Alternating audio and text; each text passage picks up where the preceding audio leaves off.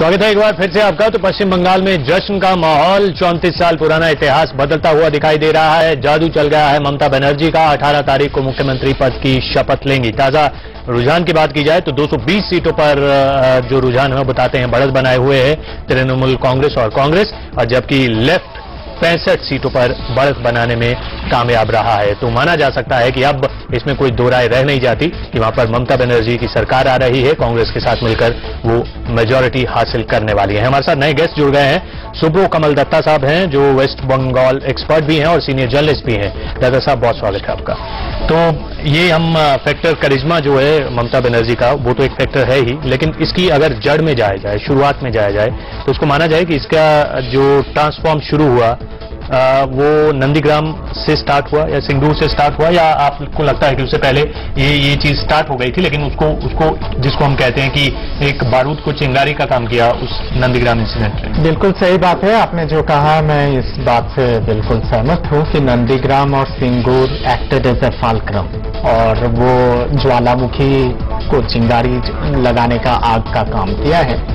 मैं मानता हूं कि ममता बनर्जी की जहां बात आती है, शायद उनको 10 साल पहले सत्ता मिल चुका होता। अगर उस समय आपको याद होगा जब वाजपेयी जी के सरकार में जब थे ये और रेलवे मंत्री जब थे, तो उस समय भी लोगों ने मोर और लेस एज ए डिटरेंट के हिसाब से बीजेपी तृणमूल कांग्रेस का जो गठबंधन है उसको एक्सेप्ट किया था। पर उस समय जो एक ऐतिहासिक ब्लंडर उन्होंने किया था, वॉकआउट जब किए थे मंत्री पद से, तो उसके बाद लोगों के बीच में बहुत ज्यादा हताशी हुई थी और निराशा भी हुआ था।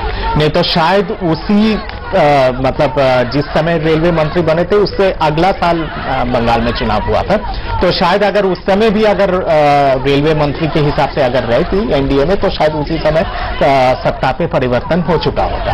But having better late than never, अंग्रेजी में एक कहावत है। मैं मानता हूं कि नंदीग्राम, सिंगूर ये सब तो कारण है ही, पर इसके साथ साथ अगर बंगाल का राजनीतिक इतिहास का अगर हम लोग समीक्षा करते हैं और लेफ्ट फ्रंट का जो एक दबदबा रहा बंगाल के राज्य में, उसके पीछे अगर एकदम बिल्कुल आकलन अगर करना चाहेंगे तो बहुत सारे कारण हैं इस जीत के पीछे।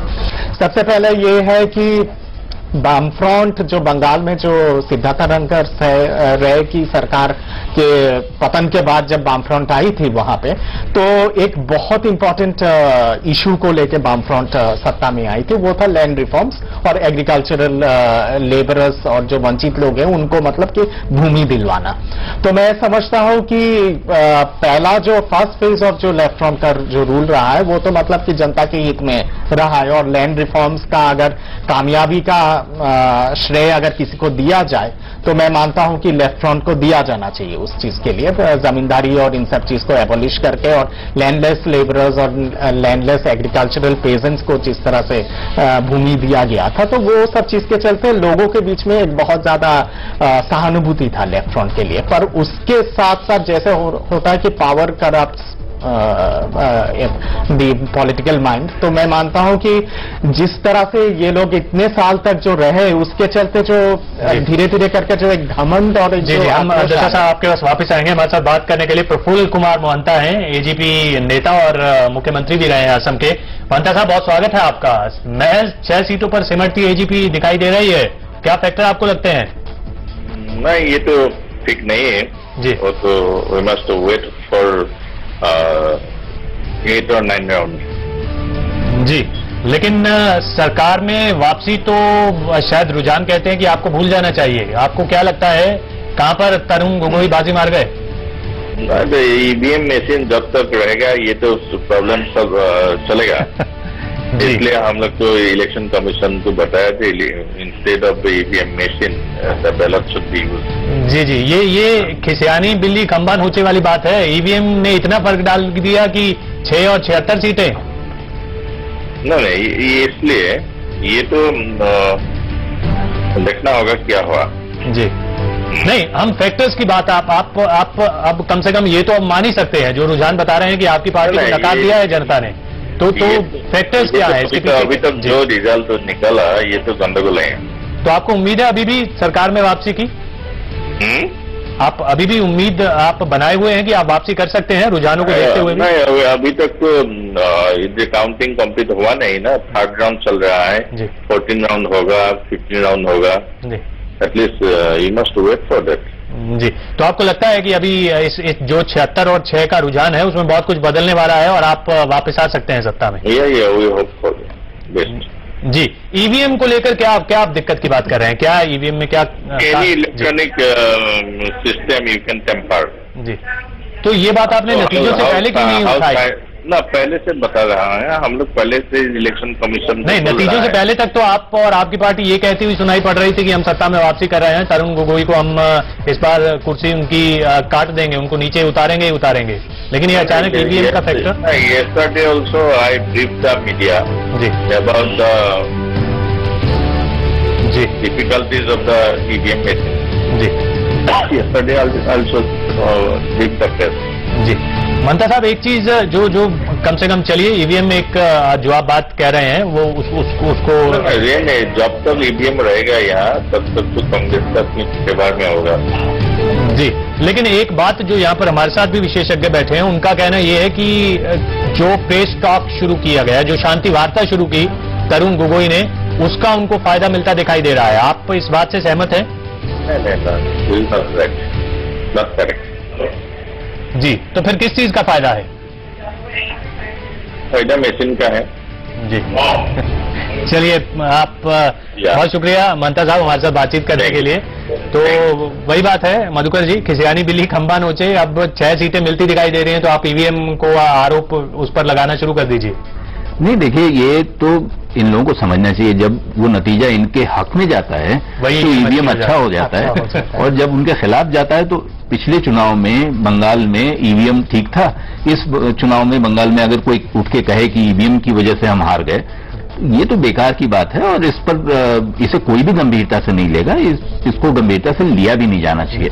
आप पीछे नहीं चलते हैं, कोई घड़ी पीछे की ओर नहीं चलती है, आगे ही चलती है। तो अगर वक्त बदल गया है और आप टेक्नोलॉजी नई इस्तेमाल कर रहे हैं तो करना चाहिए। ये बेकार की बात है बिल्कुल, और किसी भी सूरत में इसको स्वीकार करना बहुत मुश्किल है, कठिन है, असंभव है। बिल्कुल बिल्कुल असंभव है। और हम वापस पश्चिम बंगाल की राजनीति पे लौटते हैं जिसकी हम चर्चा भी कर रहे थे। एक चीज मैं आपसे जानना चाहूंगा जो कहीं ना कहीं कॉन्ट्राडिक्टरी, या जिसको हम हिंदी में कहें तो विरोधाभास नजर आता है। हम एक तरफ कह रहे हैं, या वहां की जनता भी कह रही है कि हमें विकास चाहिए वहां पर पश्चिम बंगाल में, और वहीं सिंगूर में विकास के नाम पर जब फैक्ट्री लगने लगती है तो उसका ममता बनर्जी विरोध करती हैं और लेफ्ट उनको प्रोजेक्ट करता है कि ये विकास विरोधी नेता है, इनको सत्ता में मत आने दीजिए, लेकिन वो सुपड़ा साफ कर देती है। ये क्या इसके पीछे कहानी है, या ये क्या कॉन्ट्रडिक्शन? नहीं, इसको आपको दूसरी तरह से देखना पड़ेगा। आपको ये देखना पड़ेगा कि जो प्रॉब्लम है वो लैंड एक्विजिशन एक्ट की है, और आप ये किसी को इसमें कोई दिक्कत नहीं हो सकती। अगर आपके पास बहुत बड़ा पीस ऑफ लैंड है जो बैरन है या जिसका कोई बहुत ज्यादा इस्तेमाल नहीं है, आप वो ले लीजिए। लेकिन जैसे आप ईस्टर्न उत्तर प्रदेश के बारे में कहते हैं, बंगाल के बारे में, बिहार के बारे में, वहां की जमीनें जरखेज हैं, उपजाऊ हैं, उनमें पानी की समस्या नहीं है। वहां जब आप जमीन लेते हैं तो आपको केयरफुल रहना पड़ता है कि आप कैसे एक्विजिशन करें, क्या करें, क्योंकि आप वहां से जिसको डिस्प्लेस कर रहे हैं उसका पूरा कल्चर, उसकी हिस्ट्री, उसका सब कुछ डिस्प्लेस कर दे रहे हैं और उसका लाइवलीहुड भी छीन ले रहे हैं। गुजरात में अगर आप ये कर रहे हैं, कहीं कच्छ में जाके, रन ऑफ कच्छ में, तो 5-10 लोगों को आप डिस्प्लेस करेंगे, यहां डिस्प्लेस करेंगे तो कई हजार होंगे। तो ये समस्या देखनी पड़ेगी, और ये एक्ट सेंट्रल एक्ट है, इसको अमेंड करना पड़ेगा। वो भी जो कैसे होगा, क्या होगा, यानी आप कह रहे हैं कि जगह गलत चुन ली थी। मुझे लगता है कि बंगाल में भी ऐसी जगहें हैं जहां आप वो जमीन एक्वायर कर सकते थे। वाई सिंगूर, इसलिए कि इस पे मैं एक चीज ऐड करना चाहूंगा, ये है कि नंदीग्राम और सिंगूर की जहां बात आती है, आप अगर वहां का भूमि का अगर आप समीक्षा करेंगे, नंदीग्राम सिंगूर बंगाल के one of the most fertile areas में से है, और वो एग्रीकल्चरल प्रोडक्टिविटी के हिसाब से ग्रेनरी कहा जाता है एग्रीकल्चरल रिसोर्सेज के लिए। तो यहाँ पे सवाल ये है कि जब आप शुरू में तो आपने छवि तैयार किया किसानों के बीच में और वंचित लोगों के बीच में कि आप उनके रक्षक हो, और रक्षक होके फिर उसके बाद अगर भक्षक का काम आप अगर करोगे तो ये नतीजा आपको दिखाई देगा, क्योंकि यहाँ पे सीधा सीधा चीजें यहाँ लोगों के दिमाग में आया कि जिस भूमि उनको दिया गया है वही भूमि उनसे छीना जा रहा है। चलिए हम इस चर्चा को आगे बढ़ाएंगे। हमारे साथ पुरुषोत्तम है कोलकाता से। एक खबर ये आ रही है कि 2 बजे के करीब राज्यपाल से मुलाकात करने वाले हैं बुद्धदेव भट्टाचार्य और अपना इस्तीफा सौंपेंगे, उनसे मुलाकात करने वाले हैं। पुरुषोत्तम, क्या कहना है, कब तक वो वहां पर पहुंचने वाले हैं? और अब माना जाए कि अभी नतीजे पूरे नहीं हुए हैं, लेकिन लेफ्ट को लगने लग गया है कि उनकी हार होने वाली है। यहाँ पर असम वाला खेल नहीं है जहां पर अभी भी उम्मीद लगाकर बैठे हुए हैं महंता साहब। देखिए नरेंद्र, जैसा कि खबर आ रही है, मुख्यमंत्री बुद्धदेव भट्टाचार्य, उनके जो फायर ब्रांड नेता हैं गौतम देव या सीपीएम के यहाँ जो तमाम संयोजक विमान सब अलीमुद्दीन में जिनकी उनका पार्टी ऑफिस है वहाँ बैठकर समीक्षा कर रहे हैं। और खबर ये आती है कि जब समीक्षा समाप्त होगा, जैसे ही एक 148 का आंकड़ा तृणमूल कांग्रेस को मिलता है, उसके बाद वो और इंतजार नहीं करेंगे, राज्यपाल से मिलेंगे जाकर और मिलने के बाद कहा यह है कि वो अपना इस्तीफा सौंप देंगे। नरेंद्र, चलिए पुरुषोत्तम, शुक्रिया आपका इस पूरी जानकारी के लिए। तो अब आगे आप लेफ्ट में क्या क्या बदलाव आपको सामने जो दिख रहे हैं, जिसको कहते हैं रिटन ऑन द वॉल, अब आगे क्या है? देखिए, अभी बहुत साफ साफ चीजें नहीं कही जा सकती हैं, लेकिन 2 चीजें दिखाई देती हैं। एक तो इसका असर ऑन द ग्राउंड कैसा होता है। बंगाल में जो इलेक्टोरल बैटल ग्राउंड था वो कहीं एक्चुअल बैटल ग्राउंड में न तब्दील हो जाए, ये एक बहुत बड़ा खतरा है, जिसके लिए ममता और जो सीपीएम काडर्स हैं, इन दोनों को करना पड़ेगा। और शायद इसीलिए सेंट्रल रिजर्व पुलिस की फोर्सेस को इलेक्शन कमीशन ने वहां ज्यादा दिन रुकने के लिए कहा है। एक दूसरा जो बैटल ग्राउंड है वो सीपीएम के अंदर है। अगर केरला में किसी तरह एलडीएफ की गवर्नमेंट वापस आ गई होती तो शायद उतना बड़ा इंपैक्ट नहीं होता, लेकिन अब प्रकाश करात वाकई दबाव में होंगे और ये दबाव इंटरनली उन पर बहुत ज्यादा होगा, क्योंकि आप बंगाल और केरल दोनों हार रहे हैं, और अगर ये दोनों हार रहे हैं तो फिर आपके रहने का औचित्य क्या है? क्योंकि रिजिडिटी और वो जो जिसका आरोप ये लगाते रहे हैं दूसरी पार्टियों पर कि ये पैराट्रूपर पॉलिटिशियंस हैं, वो आरोप पलटकर प्रकाश करात पर भी लग सकता है कि आप बाहर पढ़े हुए हैं या बड़ी अच्छी आपकी एजुकेशन है और आप अचानक ऊपर से आए और पॉलिट ब्यूरो में आ गए और आपने सब कर दिया। प्रकाश करात के लिए एक समस्या यह है। जो तीसरी बात है वो ये कि लेफ्ट की रीग्रुपिंग और लेफ्ट को अपने आप को रिजरेक्ट करना, ये खासा मुश्किल होने वाला है और इसमें बहुत लंबा वक्त लग सकता है, जितना हम सोच रहे हैं उससे ज्यादा। चलिए हम यहाँ पर एक छोटे से ब्रेक के लिए रुक रहे हैं। ब्रेक के बाद हम चर्चा इस बात की भी करेंगे, बंगाल में हार, केरल में हार, इसके मायने सेंट्रल पॉलिटिक्स पे, केंद्र की राजनीति पर क्या पड़ने वाले हैं। एक छोटा सा ब्रेक लेते हैं, जल्द वापस आते हैं।